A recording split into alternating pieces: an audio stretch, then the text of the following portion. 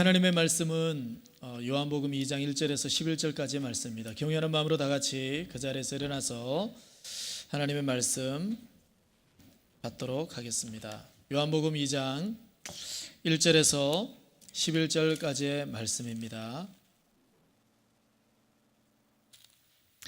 다 같이 합독합니다. 사흘째 되던 날 갈릴리 가나에 혼례가 있어 예수의 어머니도 거기 계시고 예수와 그 제자들도 혼례의 청함을 받았더니 포도주가 떨어진지라.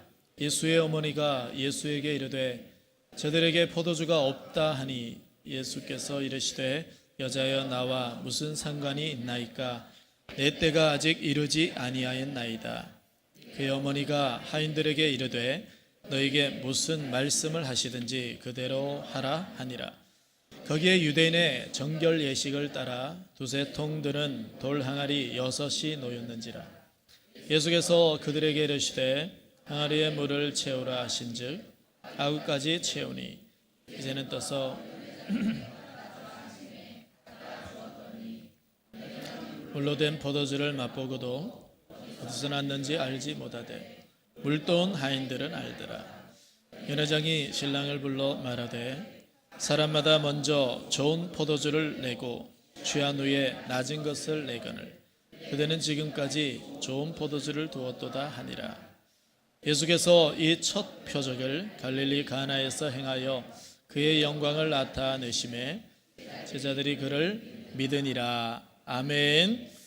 네, 자리에 앉으시기 바랍니다. 네, 우리 앞뒤 예배 계신 분들과 한번 인사합시다. 사랑하고 축복합니다. 네, 오늘도 하나님의 크고 놀라운 은혜와 평강이 여러분 가운데 넘쳐나기를 축복합니다. 말씀의 제목을 우리 함께 읽어봅니다. 하나님의 기적이 시작되는 곳. 네. 오늘도 하나님의 기적이 여러분의 삶의 현장 가운데 또 가득하기를 축복하고요. 오늘 이제 본문의 말씀은 우리가 잘 아는 가나 혼인잔치에서 물이 변화의 포도주가 되는 예수님께서 이제 많은 기적들을 표적들을 베푸셨는 가운데 첫 번째 표적이라고 성경은 우리에게 말씀해 주고 있습니다. 오늘 표적의 의미는 굉장히 또 의미로운 그런 내용을 담고 있습니다. 그것은 어떻게 보면 발 닿고 버려질 그런 물과 같은 인생들이 포도주와 같이 사사기 9장에는 이런 표현이 있어요. 하나님과 사람을 기쁘게 하는 포도주를 버리고 이런 표현들이 있습니다. 결국 이 포도주는 그 시대의 어떤 하나의 상징적인 거죠. 하나님과 사람을 기쁘게 하는 그런 상징성으로 의미하는 것입니다. 그래서 물이 변화의 포도주가 된 이 첫 번째 표적은 마치 예수님께서 발다고 버려질 물과 같은 우리 인생들을 포도주와 같이 그렇게 아름답게 변화시키실 것에 대해서 우리에게 말씀해주고 있는 것이라고 말할 수 있습니다. 이것은 존재의 변화를 의미하는 것이고 사실 예수님께서 많은 기적들을 이루셨지만 예수님이 행하셨던 많은 기적 가운데 최고의 기적, 정말 가장 탁월한 기적은 무엇일까요? 그것은 사람이 변화되는 것입니다. 여러분 그렇지 않습니까? 왜냐하면요, 여러분 물과 같은 사람이 포도주와 같은 사람으로 존재가 변화되어지는 것인데요. 여러분 변화에는 질적인 변화와 양적인 변화가 있고 또 사람도 내면의 변화와 외면의 변화가 있지 않습니까? 여러분 이 두 가지는 함께 반드시 가야 됩니다. 여러분 질적인 변화만 중요한 건 아니고요. 양적인 변화와 함께 가야 된다는 거죠. 그리고 외적인 변화와 내적인 변화는 함께 갈 수 있어야 된다는 것입니다. 오병이어 기적은 어떤 변화일까요? 오병이어의 기적은 양적인 기적이라고 할 수 있겠죠. 어떤 도시락 하나를 가지고 결국에는 5천 명을 먹인 그런 사건이기 때문에 양적으로 굉장히 놀라운 기적을 이룬 사건이라고 말할 수 있고, 그러나 그런 의미에서 오늘 본문의 말씀은 어떤 양적인 변화가 아니라 질적인 변화, 내면의 변화라고 말할 수 있을 것입니다. 여러분 요한복음 4장에 보면 수가성 여인이 나오는데 예수님께서 그 여인을 만나시고 그리고 나서 그 여인이 변화가 됩니다. 외적인 변화는 그가 물동이를 버려뒀다는 거고, 그리고 이제 마을로 들어갔다는 것, 사람들의 눈을 피해서 다녔던 사람이 사람들에게 나아갔다는 거죠. 이것이 외적인 변화인데, 그런데 이 외적인 변화가 어디서 시작되느냐면 내면에서부터 시작된다 그죠. 메시아신 예수 그리스도를 그가 만나고 나서 그의 내면이 밝아진 거죠. 내면의 그 모든 죄가 씻어진 거죠. 그럴 때 자기가 허물이 여전히 있지만, 사람들이 볼 때 손가락질 할 수 있지만, 그러나 예수 그리스도를 인격적으로 만난 그 내면은 이루 말할 수 없이 기쁨으로 충만하게 되고, 생수의 샘이, 영생의 샘물이 그 속에서 솟아나게 되는 거죠. 그 내면의 변화가 결국에는 외적인 변화, 물동이 버려두고 사람들에게 나아가는 그런 일들이 일어나게 된 거죠. 요한복음 5장에 보면 38년 된 병자에 대한 이야기가 나옵니다. 그는 외적인 변화, 다시 말하면 외적으로 그는 38년 동안 병자였습니다. 그는 움직이지도 못했습니다. 그런데 그가 예수님을 만나고 나서 외적인 놀라운 변화가 일어나게 된 거죠. 네 자리를 들고 일어나 걸어가라, 이렇게 말씀하셨을 때 그가 38년 동안 일어나지 못했던 그가 벌떡 일어나 가지고 외적으로 막 걸어 다니기 시작했어요. 하지만 너무나 안타까운 것은 뭐냐면 그의 내면은 변화되지 않았다는 거죠. 그의 내면은 치유되지 못했다는 거예요. 그가 외적으로 예수님을 통해 가지고 육체의 질병은 치유됐을지 모르지만 내면은 변화되지 않았고, 내면은 그의 마음속에 안식을 가지지 못하게 되는 이런 어떤 일들이 벌어지게 되는 것입니다. 그렇기 때문에 우리가 외적인 변화 너무나 중요합니다. 그러나 내적인 변화는 더욱더 또 중요하고요. 이 두 가지가 함께 우리가 변화의 자리로 나아가는 것, 이것이 우리의 신앙이다라고 말할 수 있다라는 것이죠. 여러분, 예수님께서 이루셨던 그 많은 기적들, 눈먼 자들이 눈을 뜨고, 그리고 심지어는 죽은 자가 살아나고, 나병 환자가 치유되고, 깨끗함을 입고, 어떻게 보면 이 모든 것들은 내적인 변화라기보다는 외적인 변화라고 할 수 있겠죠. 이것이 기적이 아닌 것은 아닙니다. 이것은 기적입니다. 예수님께서 치료하셨기 때문에 이건 놀라운 기적이죠. 이건 엄청난 기적이죠. 하지만 그 기적이 전부가 아니다라는 거죠. 할렐루야. 진짜 기적은 무엇입니까? 그것은 우리의 내면의 변화인 것입니다. 우리의 내면에 예수 그리스도를 사랑하지 않던 사람들이 예수 그리스도를 사랑하게 되고, 하나님의 말씀을 사랑하지 않던 사람들이 하나님의 말씀을 사랑하게 되는 그 자리까지 나아가는 변화, 이것이 진정한 사실은 변화거든요. 그런 의미에서 오늘 본문의 말씀은 사실상 우리에게 주시는 예수님의 그 첫 번째 표적이시기 때문에, 이 표적을 통해서 예수님께서는 우리에게 진정한 기적이 무엇인가를 우리에게 보여주고 계시는 것입니다. 여러분의 삶 가운데 이런 놀라운 기적이 일어나기를 바랍니다. 하나님의 놀라운 기적이 시작되는 바로 그곳이 어디냐라는 것이 오늘 주보를 함께 보시면서 함께 우리가 살펴보기를 원하는데요. 우리 1번 한번 읽어봅니다. 시작. 예수님을 초대하는 곳입니다. 여러분, 하나님의 기적이 시작되는 곳은요, 예수님을 초대하는 곳이에요. 예수님이 계시지 않는 곳에는요, 여러분, 기적은 없습니다. 하늘의 기적은 없다라는 거죠. 오늘 이제 1절 2절 말씀 보니까 이제 가나 혼인 잔치가 있었고, 2절에 보니까 예수와 그의 제자도 혼례 청함을 받았더니 라고 말씀합니다. 그곳에 예수님을 초대했어요. 여러분의 삶에 예수님을 초대하시길 바랍니다. 여러분의 삶의 모든 영역에 예수님을 초대하시길 바랍니다. 예수님을 초대하는 곳은요, 하나님의 기적이 시작되는 곳이에요. 주님께서 그곳에 계셔야 되죠. 하나님이 그곳에 임재하여 계셔야 됩니다. 그래서 이 자리에도 하나님의 놀라운 기적이 일어날 수 있는 것은 하나님이 이곳에 예수 그리스도의 이름으로, 내 이름으로 모인 곳에 나도 그들 중에 있는지라 말씀하신 것처럼 오늘 예수님의 이름으로 모인 이곳에 주님 계시는 줄로 믿습니다. 그래서 말씀 듣다가도요, 여러분 치유가 일어나고요, 찬양하다가도 회복이 일어나고요, 우리가 간절히 기도하다가 우리의 삶의 문제가 응답되어진 역사가 일어나게 될 줄로 믿습니다. 여러분 삶의 모든 영역에 초대하십시오. 초대하십시오. 저는 예수님을 끊이면, 물론 예수님이 내 안에 계시지만 다시 주님을 내 마음속에 다시 주님 다시 한번 더 충만하게 임재해 달라고 구할 때가 많습니다. 제가 마음이 어려울 때 있죠. 여러분도 마음이 어려울 때 있으시죠. 그때는 예수님을 더 충만하게 초대하시길 바랍니다. 여러분 삶의 그 영역에 예수님을 초대하는 거죠. 또 어떤 문제가 있을 때도 예수님을 초대하십시오. 그럴 때 놀라운 기적이 시작되는 것입니다. 세세하게 작지만 그럼에도 불구하고 예수님을 초대하는 그곳에는 놀라운 일들이 일어나게 되는 것인데요. 제가 어제 우리 교회 우리 찬호 형제님하고 또 용우 형제님하고 이렇게 해가지고 몇 명이 아침에 8시에 만나가지고 풋살을 했어요. 풋살 뭔지 아시죠? 운동을 같이 이렇게 하는데 그 안영리를 넘어가는 고가 밑에가 거기가 풋살장이 있습니다. 거기에서 이렇게 인조잔디 구장이라서 거기서 즐겁게 이렇게 운동을 하는데, 문제는 뭐냐면 이제 거기에 이제 바로 옆에 비닐하우스가 한 몇 동이 있어요. 근데 여러분 거기서 화분을 이렇게 키우거든요. 겨울에 추우니까 얼어 죽지 않게 하려고 난로를 뗀단 말이죠. 그러면은 난로를 피우면 뭐가 나올까요? 연기가 나오더라고요. 아니 지금 우리가 운동하려고 하는데 연기가 나오는 거예요. 도저히 이게 운동할 수가 있는 상황이 아닌 거예요. 제가 전에도 한번 그랬던 경험이 있어서, 그래서 근데 어제는 좀 달랐어요. 제가 주님을 초대했어요. 주님, 이곳에 임재해 주세요. 하나님, 자녀들이 지금 건강을 위해서 운동하고 있는데 주님, 이곳에 임재해 주세요. 주님, 바람을 불어주세요. 제가 평소에는 그런 기도 안 했는데 어제는 그 기도가 막 나오더라고요. 주님, 우리 하나님 자녀잖아요. 하나님 자녀가 운동하는데, 주님, 운동해서 건강해지는 건 좋은데 연기 먹고 폐가 더 안 좋아질 것 같아요. 주님, 은혜 내려달라고 제가 주님을 초대했어요. 주님 일하시도록. 근데 여러분, 놀라운 일들이 난 거죠. 연기가 서서히 이렇게 방향을 바꾸기 막 시작하는 거예요. 방향을 막 바꾸더니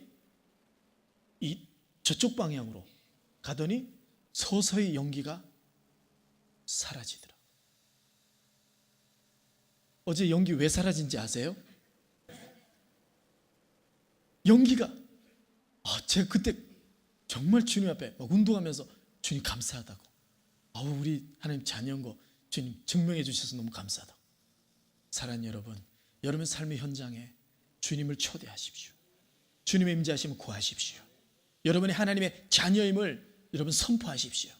그럴 때 여러분, 하나님의 기적은 바로 거기서 시작되어지는 줄로 믿습니다. 이것은 단지 그런 어떤 작은 한 부분이 아니라 모든 삶의 영역에서 그런 일들이 일어나게 되는 것이다라는 거죠. 2번 우리 한번 읽어봅니다. 믿음과 기도가 만나는 곳, 바로 이것이 하나님의 기적이 시작되는 곳이다라는 거죠. 오늘 예수님의 어머니 마리아는 예수님을 향해서 그 가나 혼인잔치에 심각한 문제가 벌어졌는데 그걸 이야기하고 있습니다. 3절 말씀 보니까 포도주가 떨어진지라. 여러분, 혼인잔치에 포도주가 떨어진다는 것은 정말 이거 심각한 문제죠. 이미 어떻게 보면 그 마을에 있는 포도주는 그 혼례잔치를 위해서 다 거두어 가지고 포도주로 사용했을지 모릅니다. 그래서 포도주를 구할 데가 없었을지 모릅니다. 포도주가 없는 거예요. 그런 상황 가운데서 이제 예수님의 어머니가 예수께 이르되 저들에게 포도주가 없다, 이렇게 이야기를 합니다. 이것은 예수님에게, 아들 예수에게 이거 좀 해결해 줬으면 좋겠다, 이런 어떤 의미로 사실은 구한 거죠. 마리아는 예수님의 신적인 능력을 사실은 그때 알고 있었던 거죠. 우리가 무엇으로 이해할 수 있냐면 5절 말씀이 그렇게 말씀하고 있죠. 그 하인들에게 말하기를 너에게 무슨 말씀을 하시는지 그대로 하라. 이 이야기를 하는 이유가 뭐죠? 예수님이 분명히 일하실 것을 믿었기 때문에 이 얘기를 하시는 거죠. 지금 마리아는 예수가 아들이시지만 예수에 대한, 하나님의 독생자 예수에 대한, 성령으로 잉태된 하나님의 사람, 그리스도인, 메시아인 예수에 대한 믿음과 또 그에게 그 믿음으로 기도하고 있는 거죠. 간구하고 있는 거죠. 요청하고 있는 거죠. 여러분, 하나님의 기적이 시작되는 곳은요, 믿음과 기도가 만나는 곳입니다. 여러분, 성경 모든 곳을 한번 보십시오. 모든 병자들이 치유되었던, 하나님의 놀라운 기적이 실행되었던 바로 그 장면들을 여러분 찾아보시면요, 믿음과 기도가 만나는 곳이었다라는 거죠. 모든 곳이 다 그렇게 믿음과 기도가 만나는 것입니다. 여러분, 무엇이 지혜로움일까요? 그것은 우리가 문제를 가지고 하나님께 나아가는 겁니다. 여러분, 우리는 해답을 가진 자들이 아니에요. 우리는 이 땅을 살아가면서 오늘 하루도 우리가 사실은 새날을 살아가는 거거든요. 오늘 하루를 여러분 살아본 사람이 있으세요? 오늘 2019년 3월 3일 지금 오늘을 여러분 살아보신 적 있으세요? 아무도 살아보신 적 없으시죠? 누구도 오늘이라는 시간을 살아본 적이 없습니다. 오늘 어떤 일이 일어날지, 오늘 우리는 어떤 일을 만나게 될지, 오늘 우리의 몸은 어떤 일들을 경험하게 될지 아는 사람은 아무도 없는 것입니다. 그렇기 때문에 우리는 항상 문제를 가지고 있는 사람입니다. 그렇기 때문에 그 해답은 하나님 그분께 있는 줄로 믿습니다. 그러니까 우리는 항상 문제를 가지고 있는 사람들이에요. 오늘도 여러분 문제를 가지고 있는 것을 어려워하지 마십시오. 우리는 문제를 주님께 가지고 나가면 됩니다. 여러분, 성경에 보세요. 놀라운 것은 그 문제를 하나님께 가지고 나아간 사람들은 하나님으로부터 해답을 얻은 줄로 믿습니다. 해답을 가지고 계신 분은 하나님이시기 때문에 그렇습니다. 여러분, 고린도전서에 보면요, 굉장히 중요한 말씀이 나오는데 3장 18절 한번 읽어봅니다. 아무도 자신을 속이지 말라. 너희 중에 누구든지 이 세상에서 지혜 있는 줄로 생각하거든 어리석은 자가 되라. 그리하여야 지혜로운 자가 되리라. 아멘. 여러분, 이 말씀이 무슨 말씀이냐면 지혜로운 자라고 생각하지 말라는 거예요. 지혜롭다고 생각하면 어리석은 자다라는 거죠.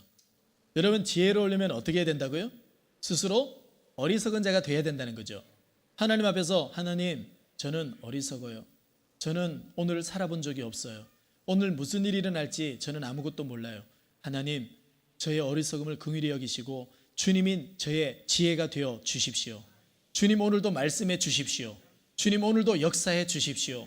오늘도 주님 은혜로만 살 수 있습니다 라고 고백하는 사람이 하나님 보실 때는 어떤 사람이라고요? 지혜로운 사람이라고요. 우리 옆 사람 인사합시다. 지혜로운 자가 되십시다. 네, 여러분, 하나님 보실 때 지혜로운 사람은요, 하나님 앞에 내가 어리석은 사람입니다. 그래서 오늘도 하나님 은혜를 구합니다 라고 고백하는 사람이 지혜로운 사람이죠. 오늘 마리아는 그래도 내가 엄마인데 이렇게 나오지 않았어요. 아들이지만 예수께 구하는 거죠. 그리고 하인들에게도 그렇게 이야기를 하는 거예요. 너에게 무슨 말씀을 하시든지 그대로 해라. 그대로 해라. 이렇게 고백하는 거죠. 그럴 때 주님의 놀라운 기적이 일어나는 것입니다. 여러분, 믿음이 무엇입니까? 여러분, 믿음은 바라는 것들 실상이 보지 못하는 증거라, 이렇게 성경은 우리에게 말씀하고 있고, 믿음은 하나님의 선물이다 이렇게 말씀하고 있지만, 사실 여러분, 믿음이라는 것은, 내가 믿음이 크다는 것은요, 내 안에 믿음이 많아졌다라는 것을 의미하는 게 아니고, 믿음이 크다라는 것은, 믿음이 좋다라는 것은, 여러분, 내 삶에 안 따라 하셔도 됩니다. 고마워요. 따라해 주셔서 고마운데요. 여러분, 믿음이라는 것은 내 삶에 하나님을 구하고 하나님을 의지하고 또 하나님을 사랑하고 또 하나님께 맡기는 부분이 점점 많아지는 것을 말하는 거죠. 믿음은 내 삶에 그것이 시간이든 그것이 어떤 물질이든 그것이 어떤 육체든 그것이 관계든 모든 그 영역들이 하나님 앞에 간구하고 하나님을 의지하고 하나님께 맡기는 영역이 점점 많아질 때 그것을 믿음이 좋다, 믿음이 크다 라고 하는 거죠. 여러분, 그런 의미에서 기도도 똑같은 거 아닙니까? 기도가 여러분 무엇입니까? 기도하는 시간이 많은 것을 우리가 기도가 많다, 기도를 많이 한다 라고 하는 게 아니죠. 여러분, 우리가 기도를 열심히 한다는 것, 내가 기도하는 시간이 많아지는 것을 의미하는 게 아닙니다. 내 삶에 주님의 그 은혜와 능력과 주님의 도우심을 구하는 영역이 점점 넓어지는 것, 그것이 기도를 열심히 하는 것이죠. 여러분, 왜냐하면요, 어떤 분은 예를 들면 이런 거죠. 기도를 1시간 동안 열심히 해요. 1시간 동안 뜨겁게 기도를 하고 나서 염려하고 걱정하고 근심하고 두려워해요. 이건 뭐죠? 사실 기도를 한 거지만 기도를 한 게 아니다는 거죠. 기도는 뭐냐면요, 우리의 삶에 하나님을 의지하고 하나님께 맡겨드리는 그 영역을 점점 넓혀가는 것입니다. 그럴 때 기도를 많이 하는 것이다, 이렇게 표현할 수 있는 것이다라는 거죠. 우리에게 참된 이런 기도의 의미와 믿음의 의미가 나타나기를 바랍니다. 우리 예수님의 어머니는 예수께 전적으로 다 이제 의탁하고 맡기고 그렇게 하는 거죠. 자, 그러므로 세 번째 우리 한번 읽습니다. 시작. 예수께서 모든 결정권을 드릴 때, 예수님께 모든 결정권을 드릴 때, 오늘 이제 4절 말씀 한번 보세요. 한번 읽습니다. 시작. 예수께서 이르시되 여자의 나와 무슨 상관이 있나이까? 내 때가 아직 이르지 아니하였나이다. 이렇게 예수님께서 말씀하고 계세요. 와, 정말 이 예수님 참 냉정하시다, 이런 느낌이. 그래도 어머니가 그렇게 얘기를 하셨으면 좀 이렇게 그래도 좀 부드럽게 얘기하실 수 있는데, 여자여 보소서 내 때가 아직 이르지 아니했습니다, 이렇게 대뜸 말을 하는 거죠. 여러분, 이 말씀은 예수님의 때가 아직 이르지 않았다라는 말이고요. 그러니까 내 때가 아직 이르지 않았다, 이 말은 적어도 여러분 오늘은 아닙니다, 이 말 아닙니까? 적어도 여러분은 어떠세요? 내 때가 아직 이르지 않았습니다, 그 말을 딱 듣는 순간, 그러면 그때가 언제입니까? 라고 질문할 수 있겠죠. 예수님께서는 내 때가 지금은 내 때가 아닙니다. 그러면 적어도 하루나 이틀 정도 지나고 나서 지금이 내 때입니다, 이렇게 얘기해야 되지 않습니까? 그런데 놀라운 것은 6절 7절 말씀 보니까 예수님께서 그 하인에게 항아리에다가 물을 채워라, 그리고 떠다가 갖다 줘라, 그리고 나서 그 포도주의 문제, 포도주가 떨어진 문제를 예수님께서 해결해 주시거든요. 아니, 지금 예수님께서 지금 어머니에게 내 때가 아닙니다 라고 해놓고 불과 몇 초 사이에 이 기적을 베푸시느냐라는 거죠. 그러면 주님의 때는 언제라는 말씀인가라는 거죠. 여러분, 주님의 때가 언제입니까? 오늘 이제 본문의 말씀에 보면은 4절과 이 6절 7절 8절의 그 사이에, 4절과 6절 사이에 5절이 있다라는 거죠. 5절. 이 5절의 말씀, 우리 5절 말씀을 한번 읽어봅니다. 시작. 그의 어머니가 하인들에게 이르되 너에게 무슨 말씀을 하시든지 그대로 하라. 아멘. 그러면 우리가 이제 이해할 수 있죠. 주님의 때는 언제냐?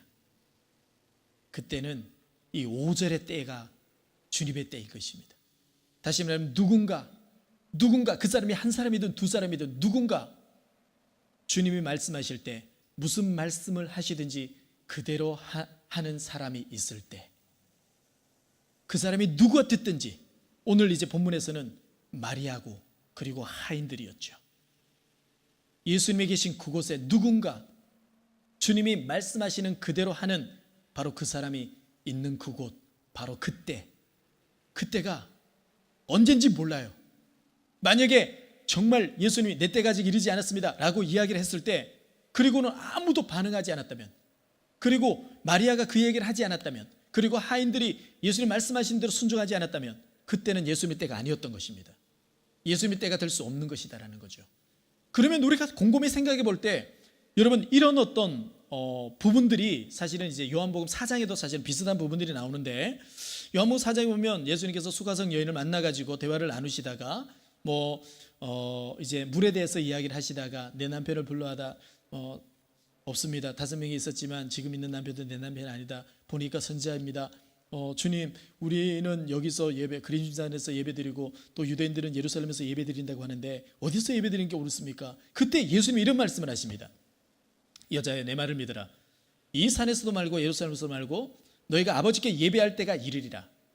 예배할 때를 말씀하시는데요. 그러면서 이제 아버지께 참으로 예배하는 자들은 예배할 때가 오나니, 예배할 때가 언제냐라는 거죠. 하나님께 예배할 때가 언제일까요, 여러분? 그런데 예수님이 이렇게 말씀합니다. 곧 이때라. 마치 요한복음 우리가 2장 오늘 말씀처럼 예수님께서 내 때가 아직 이르지 않았습니다 라고 이야기를 하셔놓고 그리고 나서 곧바로 기적을 행하시는 거예요. 왜냐하면 그때가 예수님의 때다라는 거죠. 왜 이런 일이 벌어지냐라는 거죠. 오늘 요한복음 4장 21절 말씀과 23절 말씀에도 그 사이에 이제 22절 말씀이 있는데, 22절의 말씀을 보면 너희는 알지 못하는 것을 예배하고 우리는 아는 것을 예배한다, 이렇게 말씀하는 거예요. 다시 말하면 하나님께서 예배를 받으실 때는 언제냐는 거죠. 하나님이 예배를 받으실 때는 영과 진리가 누구신지 아는 그 순간이 바로 하나님을 예배하는 때다라는 거죠. 그러니까 하나님을 예배하는 때는 뭐 이때다 저때다 뭐 주일이다, 이게 아니라 영이신 성령님과 진리이신 예수 그리스도로 하나님 아버지를 예배하는 것을 아는 그 순간이 하나님을 예배하는 때인 줄로 믿습니다. 자, 이렇게 보면은 그때는 누가 결정하냐라는 거죠. 자, 이것은 제가 여러분 주보에도 보면 관로해놓고 오해 금지라고 제가 해놨죠. 오해 금지. 이건 오해하시면 안 됩니다. 여러분, 예수님의 기적을 베푸시는 때는 누가 결정합니까? 사실 알고 보니까 우리가 결정하는 겁니다. 하나님이 놀라운 기적을 베푸시는 그때는 누가 결정하는 겁니까? 내가 결정하는 겁니다. 여러분, 오해하지 마세요. 우리가 뭐 하나님의 그 기적을 막 이렇게 베푸는 때를 만든다, 이런 의미가 아닌 것이에요. 마태복음 16장에 보면 19절에 보면 예수님께서 베드로에게 굉장히 칭찬하십니다. 바요나 시몬아 네가 복이 있도다 이렇게 막 칭찬하시며 천국 열쇠를 내게 주노니 너희가 땅에서 매면 하늘에서 매일 것이요 땅에서 풀면 하늘에서 풀리리라. 이렇게 천국 열쇠를 주시는 거예요. 여러분, 천국 열쇠라는 것이 뭐죠? 하늘의 기적을 열었다 닫았다 하는 거죠. 천국 열쇠라는 것은 하나님의 일하심, 하늘 문이 열렸다 닫았다, 그 천국 열쇠를 누구에게 주신다는 거예요?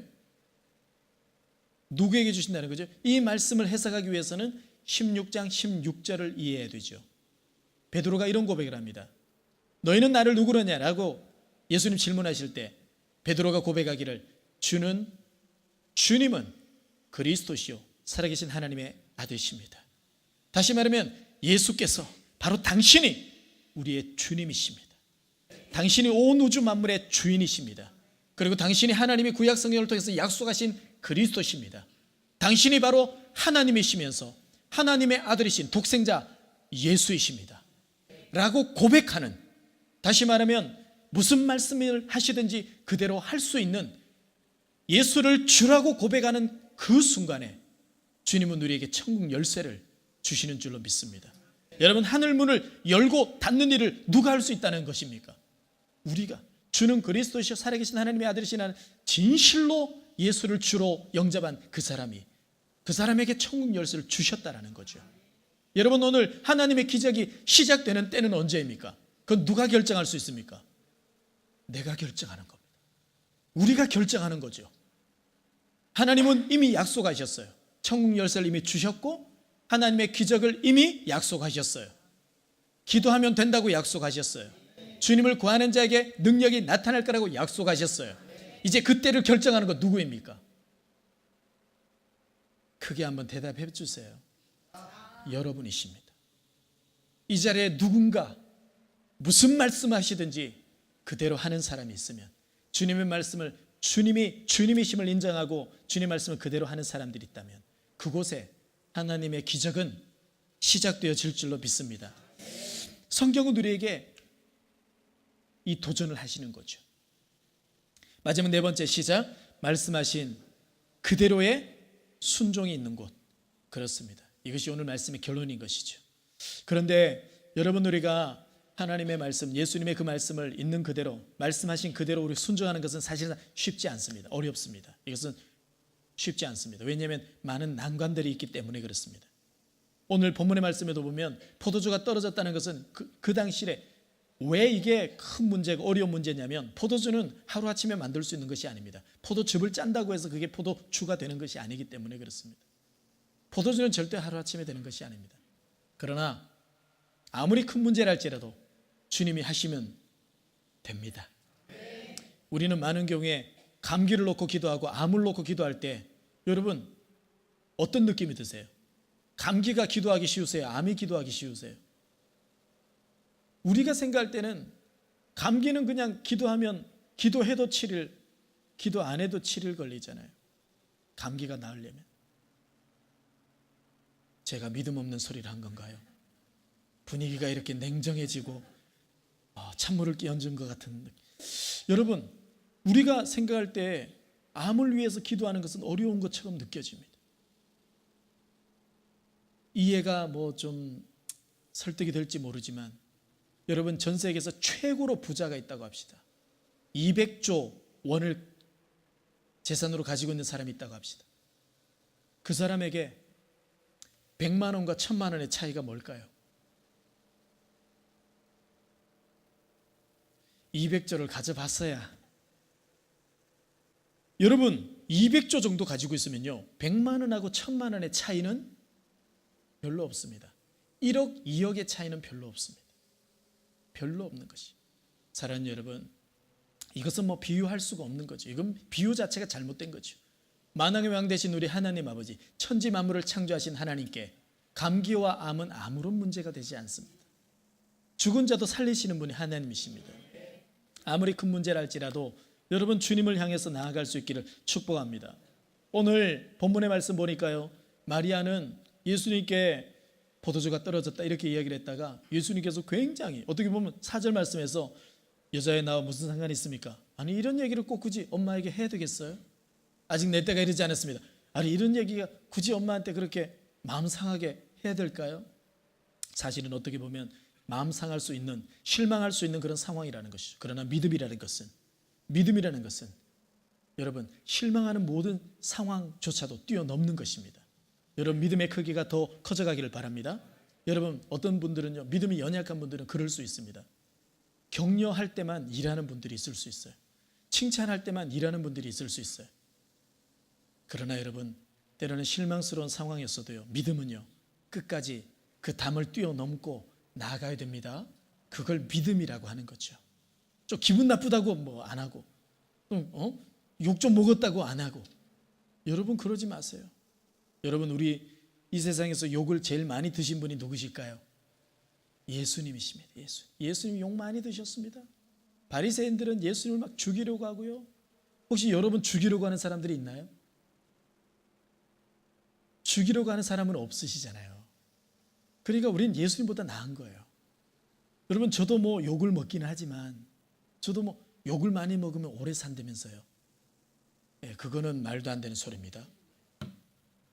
뭐 그게 강해져서 그런지 모르지만 여러분, 다 욕을 먹잖아요. 욕을 먹음에도 불구하고 전진하는 겁니다. 믿음은 그런 거죠. 우리가 격려만 듣고 일하나요? 칭찬만 듣고 일하나요? 때로는 실망스러운 상황 속에서도 일하는 거예요. 무슨 말씀을 하시든지 그대로 하는 거예요. 뿐만 아니라 우리가 전 어떤 상황을 다 이해하지 못해도 우리는 순종할 수 있어야 됩니다. 무슨 말씀을 하시든지 여러분, 우리가 이해하지 못하는 게 얼마나 많아요. 여러분, 전기가 들어오지만 전기의 원리를 여러분 다 알고 하십니까? 여러분, 선풍기를 사용하시지만 선풍기의 원리를 다 알고 하십니까? 여러분, 우리가 스마트폰을 사용하지만 스마트폰의 원리를 다 알고 사용하십니까? 전혀 그 원리를 모름에도 불구하고 스위치를 켜면 전기가 들어오는 거죠. 이것은 법칙이고 원리이기 때문에 그렇습니다.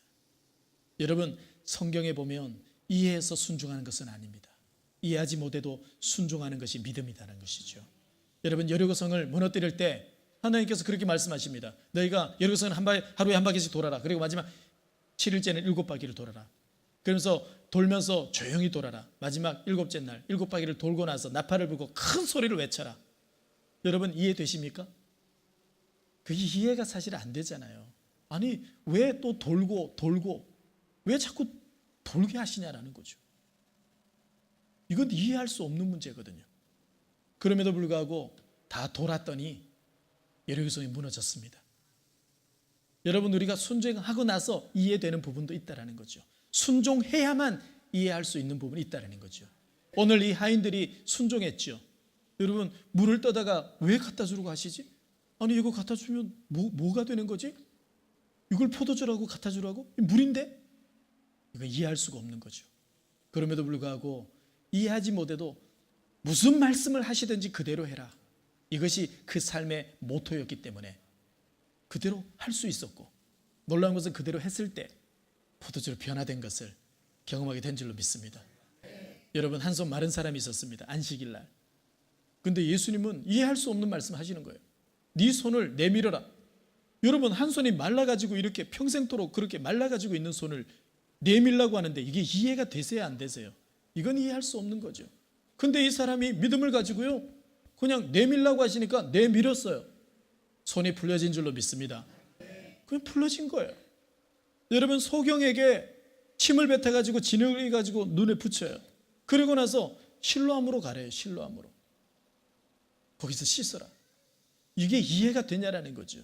그러나 실로암에 가서 씻었더니 눈이 떠진 줄로 믿습니다. 여러분, 나아만 장군을 기억하시죠? 엘리사 선지자에게 가가지고 나병 환자 나아만이 치료해달라고. 근데 엘리사 선지자는 요단강에 가서 7번 씻어라. 여러분, 이해할 수 없는 거죠. 분노하면서 갑니다. 아니, 나를 나아보지도 않고 요단강에서 7번 씻으라고? 내가 장관이고 장군인데? 이해할 수 없어서 그냥 갔어요. 근데 그 하인들이, 그 종들이, 아니, 요단강에서 7번 씻는 거 그거 왜 못하냐고. 그게 왜 이해가 안 되냐고. 이해 안 돼도 그거 해서 만약에 낫는다 그러면 그거 못할 이유가 뭐가 있냐고. 요단강에서 7번 씻은 줄로 믿습니다. 어린아이처럼 살결이 치유가 되고. 사랑하는 여러분, 여러분, 예수님 믿으면 구원받습니다. 예수님이 우리의 모든 죄를 짊어지고 십자가에 달려 죽으셨습니다. 여러분, 사실 불신자들에게 이 복음을 전하면 이것을 이해할 수 있는 사람은 없습니다. 이것은 이해로 되는 게 아니에요. 이것은 믿음으로 되는 것입니다. 근데 놀라운 것은요, 정말 예수님 믿으면 구원을 얻습니다. 정말 예수님 믿으면 하나님의 자녀가 됩니다. 예수님 믿으면 하나님의 놀라운 영광을 누리게 되는 것이죠. 이건 신비로운 것입니다. 그래서 믿음은 신비로운 것이다라는 거죠. 오늘 저와 여러분들 삶 가운데 신비로움이 있는 줄로 믿습니다. 말씀의 결론은 하나님의 기적이 시작되는 곳이 어디입니까, 여러분? 그곳은 무슨 말씀을 하시든지 그대로 하라. 여기서 시작되는 것입니다. 누군가 이 자리에 한 사람이라도 주님 무슨 말씀을 하시든지 그대로 할 수 있는 그 사람이 있다면 오늘도 이곳에는 기적의 역사가 일어나게 될 줄로 믿습니다. 이번 한 주간 우리가 살아가는 동안 사랑하는 여러분 모두가 여러분의 삶의 모든 현장에서 하나님의 기적을 맛보시기를 축복합니다.